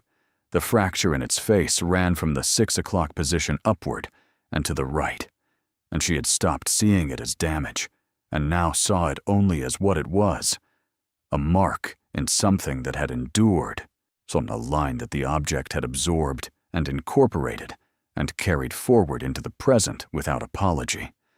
She turned away from the cabinet and went to put the kettle on. There was more to do. The process, as Dr. Haller had promised, was long. It moved through its phases with the unhurried authority of legal and financial systems that had been designed not for speed, but for accuracy, not for the convenience of the individual at their center, but for the integrity of the outcome they produced. Elena came to understand this early and accepted it with a patience she had not known she possessed until it was required of her. There were documents to produce, verifications to undergo, communications to manage between jurisdictions that operated on different timelines and with different expectations of what constituted sufficient evidence. So there were translations, certifications, apostilles, the layered bureaucratic vocabulary of international estate law that arrived in her life as a new language she was required to learn while simultaneously living in it. She learned it. She was, after all, someone who converted the specialized language of one field into the accessible record of another. Precision was not new to her. What was new was the scale of what the precision was in service of. Dr. Haller guided her through each phase, his explanations measured and complete, his patience with her questions absolute. The firm in Zurich was, as Ms. Farkas had suggested, legitimate in every particular. They had managed her uncle's holdings with the discretion he had required and the competence he had paid for, and they received Elena's documentation with the professional neutrality of an organization that had navigated many successions and found each one, at its core, the same. Someone had built something, and now someone else was receiving it, and the firm's task was to ensure the transfer occurred correctly. The specialist assessors came in sequence, each one focused on a particular category of the external holdings. A philatelist whose reputation in the field was, Dr. Haller assured her, impeccable, arrived with white gloves and a climate-controlled transport case, and spent 2 full days in the firm's secure facility, examining the stamp collection her uncle had assembled over decades. His report arrived 10 days later, its language as precise as the objects it described. The collection was significant, so it included several items of particular rarity, among them a set of 19th-century European imperforates that had not appeared at public auction in over 30 years, and a block of 4 from a wartime issue so seldom seen in complete form that the philatelist had photographed it from 7 angles before touching it. The bonds were assessed by a specialist in historical securities, a methodical man who communicated primarily by email and whose reports were models of compressed information. Some were fully redeemable. Others had converted, through the ordinary operations of economic history, into instruments whose value was of the numismatic rather than the financial variety, worth more as artifacts than as financial instruments, which was, the specialist noted, not a diminishment. So the metals held externally were documented by a firm that did nothing else, and whose assessment of her uncle's holdings arrived with the same quality of measured understatement that characterized everything in this process. The figure they provided was specific to 4 decimal places. Elena received each report as it arrived, read it with the attention she brought to her transcription work, added it to the file she was maintaining, and continued with her day. She made Petra's breakfast. She completed her transcription cues. She attended her appointments with Dr. Haller. She waited. The waiting wasn't empty. It had a quality she had not expected, a kind of deepening, as though each day added something to her understanding, not of the money, but of the man who had accumulated it. She found herself thinking about her uncle differently, on not replacing the uncle she had known, but adding dimensions to him, the way a familiar landscape changes when you understand its geology. He had been present in her life as warmth and steadiness and the particular comfort of his study.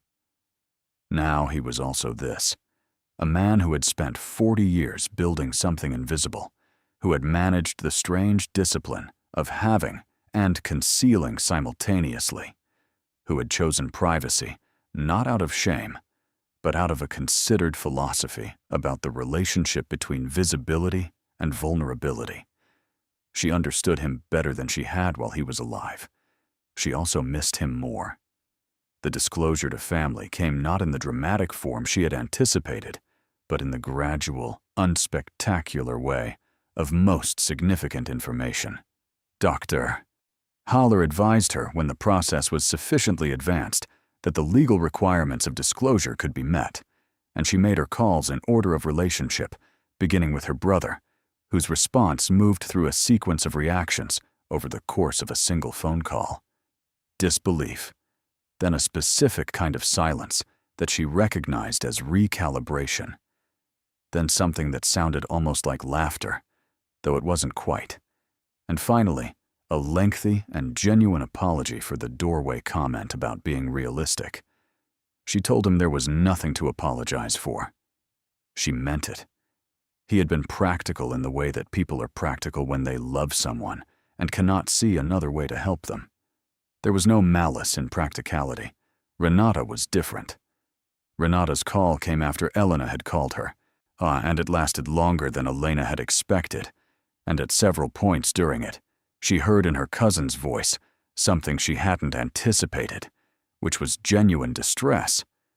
Not at being wrong about the cabinet's value, though that was there too, but at having been, in her own estimation, the person in the family who had failed to pay the right kind of attention. Renata was someone who prided herself on seeing things clearly, on assessing situations accurately, on being, in practical terms, useful. She had looked at the cabinet and closed the door in seconds and called it disposable. This was not a mistake she was going to set aside easily. "I told you to get $40 for it," Renata said, and the flatness of it, the bare statement of the fact, told Elena that her cousin had been sitting with this since the moment she heard. "Now you didn't know," Elena said. "No one knew." "You knew," Renata said. "Or you knew something. You kept it." "I kept it because I couldn't leave it. I didn't know why." A silence. Then, more quietly, "That's the thing, isn't it? You always do that. Keep things because you can't leave them. I always thought that was the impractical choice." A pause that had a different quality to it. "I need to think about that." Elena let her. The wider family absorbed the information in stages, the way families absorb anything that requires restructuring of their understanding of themselves. There were those who responded with joy for her and nothing else, uncomplicated and complete. There were those whose joy came accompanied by a visible effort to locate their own role in the story, to find the version in which they had also, in some way, contributed to the outcome.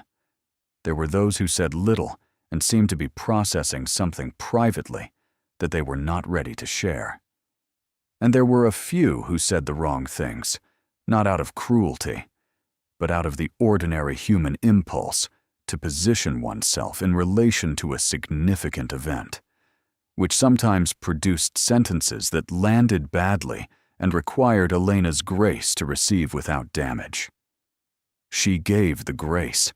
It was not difficult, because she understood what it cost them, and because she had spent enough of her own life at the edge of other people's significant events to know how easy it was to say the wrong thing when you were standing outside something large and could not find the right angle.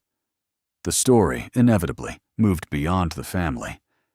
These things do. The estate process created records, and records created facts, and facts had a way of traveling in communities of people who paid attention to such things. Elena did not tell anyone beyond those she was required or chose to tell, but the information found its paths, as information always does. And one morning she became aware that people she had not told knew something, and that what they knew, while incomplete, was enough to change the way they stood near her. The woman in her building who managed the front desk said good morning with a slightly different quality of attention. A neighbor she sometimes encountered at the mailboxes was more interested in conversation than usual. Her transcription supervisor, with whom she had maintained a professional but not personal relationship, sent an email with an unusually warm tone that had nothing overtly wrong with it, and yet communicated something she had not asked to communicate. She observed all of this without particular distress. She had not expected the world to remain unchanged, and she had long ago given up the idea that other people's attention was something she could regulate. What she could regulate was her own conduct, and she regulated it with the same discipline that had carried her through the months of process and waiting, steadily, without drama, one thing at a time. The formal completion of the estate transfer occurred on a Wednesday in early spring. 8 months after the morning, she had pressed the compartment floor and watched it move. Dr. Haller's office had become familiar to her by then. Its particular smell of paper and good furniture, on the window behind his desk, with its view of the street. She signed the final documents in the sequence he had prepared, each one witnessed and notarized, each one adding another layer of formal reality to what had been, 8 months ago, a folder she had found in the dark. She did not feel what she had expected to feel. She had expected something large, a sense of arrival, the emotional equivalent of a door opening onto a new landscape. What she felt instead was quieter than that, something closer to the completion of a long task, the particular satisfaction of having done something difficult with sufficient care that it could not be undone. It was not the end of something. It was the beginning of something. And beginnings, she had learned, were rarely dramatic. They were mostly just the point where you realized the direction had changed. Dr. Haller shook her hand and said, with the nearest thing to warmth that his professional manner admitted, that it had been an unusual case, and that she had managed it with a composure that he did not always encounter. She thanked him. She collected her copies of the documentation. She took the elevator to the street. It was a mild spring morning, the kind that came after a long winter with a quality of apology for its tardiness, the air carrying the faint smell of turned earth from the park 2 blocks away, the light clear and unhurried. She stood on the pavement for a moment, her bag on her shoulder, the documentation in the folder under her arm. Then she walked to Petra's school. She was not expected. She had not arranged a pickup, or wanted to see her daughter. For a few minutes, that it was a personal matter, that she would not keep her long. The administrator, who recognized her from years of pickups and drop-offs and the school's particular rhythms, looked at her face and made the call. Petra appeared in the front office doorway a few minutes later, with the expression she wore when she was attempting to read a situation whose parameters she did not yet know. She looked at her mother, at the folder under her arm, at the particular quality of her mother's stillness, and she waited. "I wanted to see you," Elena said. "That's all." Petra's expression moved through several things quickly and arrived at something that was too complicated for her face to fully contain. She crossed the office and put her arms around her mother's waist and pressed her face against her coat, and Elena held her daughter in the school's front office on a mild spring morning and felt the 8 months of patience and precision resolve into this, the uncomplicated physical reality of the person she had been doing all of it for. "Is everything okay?" Petra said, her voice slightly muffled. "Everything is very okay," Elena said. They stood there for a moment. Then Petra straightened and looked up. "Can I go back to class? We're doing fractions." Elena laughed. "Yes," she said. Go." She watched her daughter disappear back through the doorway with the efficient energy of a child who had confirmed what she needed to confirm and was ready to return to her actual concerns. Elena stood in the front office for another moment, then thanked the administrator and walked back out into the spring morning. The first practical decisions came in the weeks that followed, and they came with the particular quality of things that had been deferred for so long that making them felt almost unreal. She paid the January rent increase, which was by then 5 months past. She paid the school fees for the coming year. She canceled nothing. She bought the plant for Petra's windowsill, a small trailing pothos that Petra named immediately and without any apparent deliberation, calling it Professor because it looked, she said, less encumbered by the particular limitations of the 3rd floor on a street that faced the wrong direction for afternoon light.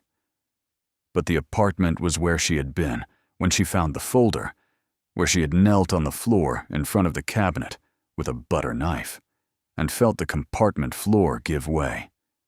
It was where she had sat in the dark and read her uncle's handwriting by lamplight, where she had held a bar of gold in her hands for the first time and felt its weight settle into her palms. She was not ready to leave it yet.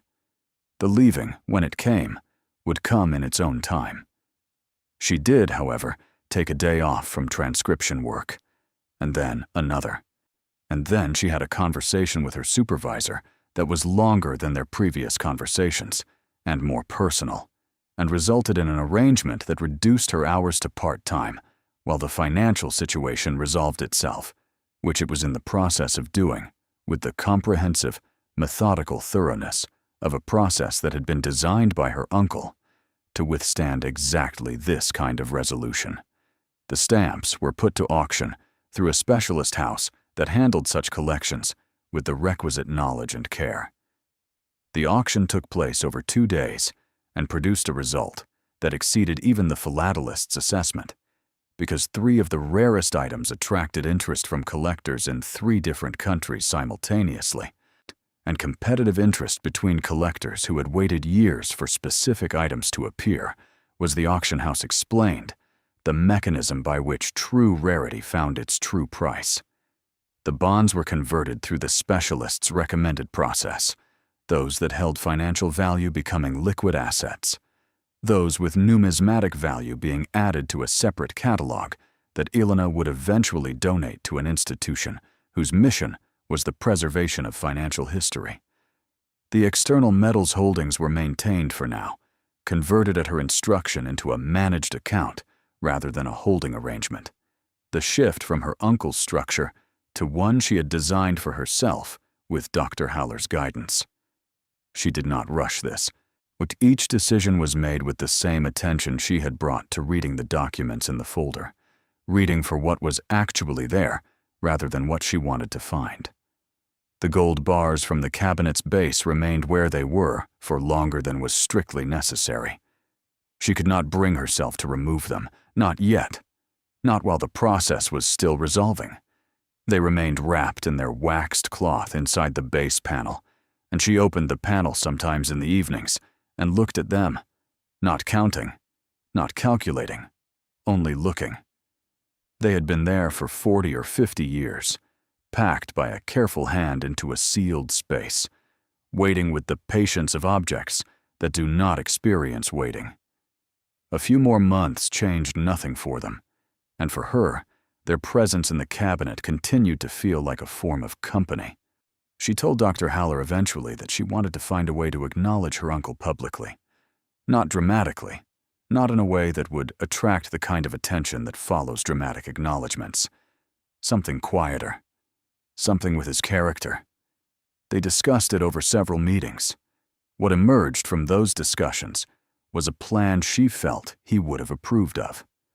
A portion of the estate would establish a small private foundation, one focused on supporting the archival work of institutions that preserved industrial and technical history, the kind of history that her uncle's draftsman's eye had been trained on, the history of the precise and functional and undecorated. The foundation would not bear his name publicly, which was also consistent with his character. It would bear instead the name of the ventilation systems firm where he had worked for 30 years, a small memorial to the ordinariness of the life he had lived while concealing the depth of what he was building. She thought he would have found this appropriate. The foundation also established a small grant program for children in Elena's neighborhood, whose access to educational enrichment was limited by their family's financial circumstances. This was her addition, not derived from the documents or the folder or anything her uncle had written. This was hers. She had been that child in a different city in a different decade, the child for whom access depended on proximity to someone who had a library or a skill or an afternoon to spare. She did not need her uncle's instruction to know what this portion was for. Petra, when Elena explained the foundation to her in the simplified but honest terms she had always used with her daughter, listened with the focused attention she brought to things that interested her. "Is it a lot of money?" Petra asked.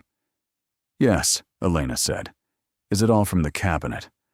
From the cabinet and from everything the cabinet was connected to, Elena said. Petra thought about this. Uncle Miro was very organized, she said, finally. He was, Elena said. Like you, Petra said, and returned to Professor the Pothos, which required daily examination to determine whether it was thinking differently than the day before. The summer came. Elena took Petra to the sea for 2 weeks, renting a house near the water in a place neither of them had been. A small town on a coast that the tourist industry had not yet fully discovered, where the mornings smelled of salt and the afternoons stretched without obligation. They swam. They ate at small restaurants where the food was good and the menus were short. They read books in beach chairs, and Petra collected shells and arranged them on the windowsill of their rented room with an organizational system she described as geological, but which appeared, to Elena's eye, to be primarily aesthetic. She thought about her uncle a great deal during those 2 weeks. She thought about him in the way that she now thought about him most often, not with grief exactly, but with a quality of ongoing conversation, the particular intimacy of speaking to someone who is not present, but whose voice you know well enough to hear it. She thought about what he had built and why, and whether he had imagined this. The sea in the summer and his grandniece arranging shells on a windowsill. She thought he probably had imagined something like it, not the specifics, but the category, the basic human arrangement of a person with enough security to be present, to a morning without the arithmetic of survival running beneath it. He had wanted her to have mornings without arithmetic. That was the plainest version of what he had left her. She sat in a beach chair on a mild morning and looked at the water and let herself feel, without managing it or directing it, the full weight of what had happened. Not the money, not the process, not the months of documentation and decision. The thing beneath all of that. The fact that someone had seen her, had understood something about her that she had not fully understood about herself, and had organized 40 years of careful work around the possibility that she would be the one who noticed. She had been that person. She had not known she was that person. She had only known she could not leave the cabinet behind. The sea moved in front of her with its ordinary persistence, the waves arriving and withdrawing in the pattern they had always maintained, indifferent to the calculations and decisions of the particular human, sitting in a chair on their edge. She found this comforting. The indifference of large things was not unkindness, it was only scale. She breathed in and breathed out, and let herself be there completely, in the way she had not been able to be anywhere completely for a very long time. The arithmetic was quiet. The obligations were met. The future contained possibilities that were not merely the continuation of the present.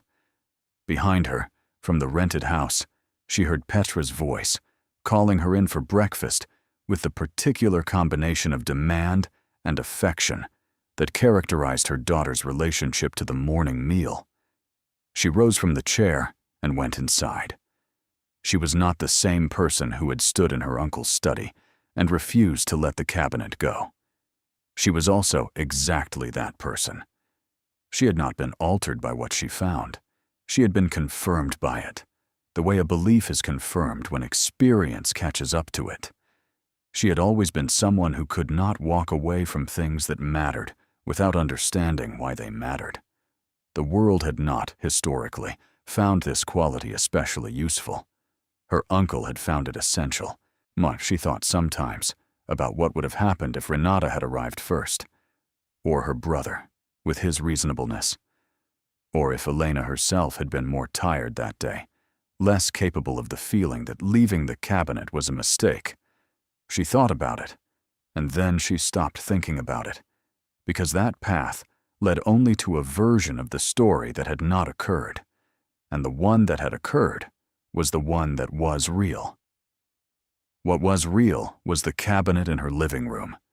What was real was Petra's foundation. What was real was the sea and the summer, and Professor the pothos and the plant that had been bought for the windowsill. What was real was her uncle's voice in the letter she had read by lamplight, the apology for the difficulty, the hope that the cabinet looked good in her living room. It did. It looked very good in her living room. She had stopped seeing it as furniture some time ago. It was something else now. Something that did not have a precise category. Something that held at once the ordinary and the extraordinary, the surface and the depth, the visible and the concealed. It was the object through which her uncle had spoken to her in the only language that had been safe for him to use, the language of careful arrangement and patient waiting. It was the point at which her life had divided into before and after, without drama, without announcement, in the space between one morning and the next. She had been asked, after the story became more generally known, whether she was angry that he had made it so difficult, had left so much to chance, had not simply told her. She understood the question, and she had asked it of herself, and she had arrived, over time, at an answer that felt honest. She was not angry. She understood the difficulty he had faced. He had wanted to give her something without the gift becoming a burden to herself or a target for others. He had wanted what he left to reach her intact, free of the particular damage that disclosed wealth so often suffered when it moved through the visible networks of family expectation and community attention. He had trusted that the right person would be protected by their own indifference to the thing's apparent value, and that this protection would carry the thing safely through the clearing of the estate and into the life where it was meant to arrive. He had been right. She could have argued with the method. She could have wished for a simpler path, a direct conversation on an envelope with a letter, a lawyer's disclosure. She could have looked at the 8 months of process and the complexity of international estate law and wished for something more ordinary. She could have done all of this, and sometimes she did, briefly, in the way that one briefly entertains the simpler alternatives to the life one is actually living. But then she thought of standing in her uncle's study on the day of the estate clearing, surrounded by the family's efficient practicality, the estate man with his clipboard, Renata's brisk assessment, her brother's reasonableness. She thought of what it would have meant if the cabinet had been marked, if it had carried any obvious sign of its significance. It would not have survived the clearing intact. The family's love was real, but it was also practical, and practicality in the presence of disclosed value tended to operate on its own logic. He had known this. He had protected her by protecting the cabinet, by making the cabinet appear to require protection from no one. It was the most careful thing she had ever seen done by anyone, and she had transcribed the careful language of specialists for years. Nothing in that work compared to the care her uncle had brought to the arrangement of a life that, from the outside, required no care at all. Autumn returned. Elena made her decisions steadily, one at a time, in the manner that Dr. Haller had advised, and that her own nature confirmed was the right pace. She did not change everything at once. She changed what was ready to be changed, and left the rest for when it was ready. She moved, eventually. Not far. An apartment in the same neighborhood, on a higher floor, with windows that faced the right direction for afternoon light. She brought the cabinet with her, which required a second negotiation with a stairwell and a second rented pulley system, and it settled against the wall in the new living room with the same authority it had carried in the old one, as if it had always known it would be there. She put Professor the Pothos on the windowsill near it, where the light was good. Petra deemed this an appropriate arrangement. The gold bars were eventually transferred, formally and under the proper documentation, into the management of the firm's structure, in a form that Dr. Haller had helped her design, the waxed cloth and the twine she kept. She folded the cloth and placed it in a box and put the box in the bottom of her closet, locked beside a shoebox that held Petra's first shoes and a photograph of her own mother from before Elena was born. The things one keeps not because they are valuable, but because they are true. The cabinet remained. She had been asked, more than once, whether she intended to have it restored. The dial could be repaired. The speaker cloth could be replaced. The electronics, if examined by the right person, might or might not be made to function. The walnut could be refinished. The faded amber returned to something closer to its original warmth. She had considered this and decided against it. The cabinet was what it was, which was to say it was what 40 years and more had made it. The faded cloth and the cracked dial and the dull finish were not damage. They were record. So she now understood, one of the more intimate of his adult life. She would not refinish away what his hands had touched and his decades had marked. It stayed as it was, as he had left it. There was a morning, late in the second autumn after the estate clearing, when she sat in the new apartment with her morning coffee, and the light coming in the right direction for once, falling across the floor in a way it had never fallen in the old place, and she thought about all of it from a distance that was sufficient, for the first time, to see the whole of it at once. She thought about the woman who had stood in her dead uncle's study and felt something she could not name and could not act against. A butter knife pressed into a seam in the dark. About a panel that lifted. About darkness below. About the weight of a bar of gold held in both hands for the first time. She thought about her uncle sitting in his study in the long decades of his quiet life, playing records from the 30s and 40s, drinking tea that was always too strong, knowing what was inside the cabinet, and knowing what it was waiting for, and trusting, in his precise and patient way, that the wait would end correctly.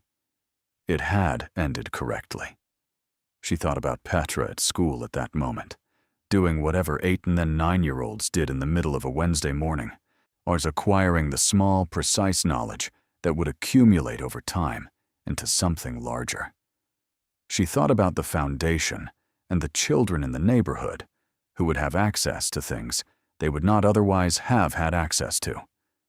She thought about the institution that would receive the historical bonds, where they would be cataloged and preserved and made available to people who found significance in the material evidence of how money had moved through history. She thought about all of this, and she drank her coffee, and the light moved across the floor in the unhurried way of autumn light that is doing exactly what it was always going to do, regardless of what occurs in its vicinity. The cabinet was behind her, against the wall, beside the window, where Professor the Pothos was thinking whatever Pothos thought about, and she did not look at it. She did not need to. She knew it was there the way she knew everything that was true and present, and hers, completely, quietly, without requiring confirmation. She had been told her whole life that holding on to the wrong things was a form of weakness. She had spent years trying to believe that, trying to practice the discipline of letting go, of treating lightness as survival. She understood now that the advice was not wrong exactly. It was only incomplete. Because sometimes the thing you cannot let go of is not the wrong thing. Sometimes it is the thing that is holding on to you, that has been holding on to you across decades and distances and the accumulated weight of someone else's patient love, waiting for the morning when you wake up in a different apartment with the light coming in at the right angle and a cup of coffee going cold in your hands, and you understand, finally and completely, that the life you are living was built by both of you, over more time and with more care than you ever knew. She held on to what mattered. She always had. She always would. And it turned out that this quality, which the world had never exactly rewarded, was the one thing that had been required of her all along. She set down her coffee cup and stood and went to make another, because the morning was not finished, and there were things to do, and she had learned, in the year that had reorganized her understanding of everything, that the ordinary operations of a day were not the interruption of something more important. They were the thing itself, the oatmeal and the school run and the transcription queue and the plant on the windowsill and the afternoon light and the dinner and the book at bedtime, the cabinet against the wall, the door you open because you cannot bring yourself to leave without knowing what is inside. That was the story. That was all of it. And it was enough. It was, in every way that counted, more than enough. Thank you so much for watching until the end. If you loved this story, check out the other videos on your screen now. I think you'll really enjoy them. And don't forget to subscribe if you haven't already. See you in the next story.